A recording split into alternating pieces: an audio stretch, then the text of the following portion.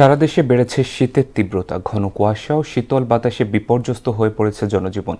বেশি বিপাকে পড়েছেন ছিন্নমূল ও নিম্ন আয়ের মানুষ। আজ রাজশাহীতে মৌসুমের সর্বনিম্ন তাপমাত্রা রেকর্ড করা হয়েছে, যা 7 ডিগ্রি সেলসিয়াস। এদিকে শীতের কারণে বাড়ছে মুন্সিগঞ্জ জেনারেল হাসপাতালে ঠান্ডাজনিত রোগীর সংখ্যা। প্রতিনিধিদের তথ্যে আরও জানাচ্ছেন তাহসিন তারিন। উত্তরের জেলা নীলফামারীতে জেঁকে বসেছে শীত। হিমেল হাওয়া আর কনকনে ঠান্ডায় কাঁপছে জেলাবাসী। শীতে সবচেয়ে বেশি বিপাকে পড়েছেন দিনমজুর ও চরাঞ্চলের বাসিন্দারা। শীতের তীব্রতা খুবই প্রকট আকার ধারণ করেছে, ফলে খেটে খাওয়া মানুষের খুব অসুবিধা হইতেছে। আঙুলগুলো কুকুর হয়ে আসতেছে, ঠিক আছে, কাজ কামাই করতে পারতেছি না। দক্ষিণ পশ্চিমাঞ্চলের সীমান্তবর্তী জেলা চুয়াডাঙ্গায়ও বাড়ছে শীতের দাপট। কয়েকদিন ধরেই বইছে হিমেল হাওয়া। আজ 4-5 দিন মনে হয় গোসল করতেই পারিনি, এত শীত। যে পরিমাণ শীত পড়তেছে আজকে, তো অবস্থা এতটাই খারাপ যে সকাল থেকে কুয়াশার ঠেলায় কিছু দেখাই যাচ্ছে না। পটুয়াখালীর কলাপাড়ায় গেল 2 দিনের চেয়ে তাপমাত্রা সামান্য বাড়লেও ঘন কুয়াশা রয়েছে। খড়কুটো জ্বালিয়ে শীত নিবারণের চেষ্টা করছেন স্থানীয়রা।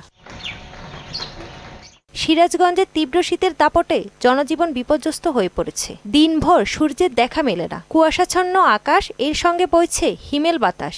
এতে জবুথুবু অবস্থা যমুনাপাড়ের জেলাটিতে। এত ভোরবেলা কষ্ট করে বাড়াইছি পেটের মজুরিতে, আমরা এখন কি করবো, আমাদের তো আর উপায় নাই। এবছর যে পরিমাণ শীত, তাতে আমার মনে হয় যে দিনাজপুর রংপুরের থেকে আমাদের সিরাজগঞ্জের শীতই খুব কঠোর শীত। এদিকে মুন্সিগঞ্জে ঠান্ডাজনিত রোগে আক্রান্ত হচ্ছেন শিশু ও বয়স্করা। এর কারণে ভিড় বেড়েছে জেলার 250 শয্যা জেনারেল হাসপাতালে। সর্দি, কাশি, জ্বর, নিউমোনিয়া, শ্বাসকষ্ট ও ডায়রিয়া সহ নানা সমস্যা নিয়ে ভর্তি হচ্ছেন রোগীরা। ওইটার ওষুধ খাওয়াইছি নাকি ওটাতেই হয়েছে নাকি ওই অনেক মুখে বড় বড় খোসা পড়ে গেছে। ডাক্তার পরীক্ষা করে আনছি, কালকে রিপোর্ট দিবে। একবারের জায়গায় দুইবার বাবু যে এত পায়খানা করতেছে, পানি পড়তেছে, কেউ আসে না। চিকিৎসকদের মতে সচেতনতা ও সময়মতো চিকিৎসাই পারে ঠান্ডাজনিত রোগের ঝুঁকি কমাতে। শীতে অতিরিক্ত ঠান্ডা বাতাসে না যাওয়াটা বেটার।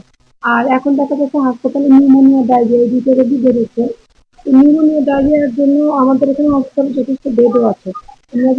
মোটামুটি চিকিৎসা দেওয়ার মতো ব্যবস্থা আছে। গরম কাপড় ব্যবহার ও প্রয়োজন ছাড়া বাইরে না যাওয়ার পরামর্শ দিচ্ছেন চিকিৎসকরা। তাহসিন তারিন, মোহনা সংবাদ।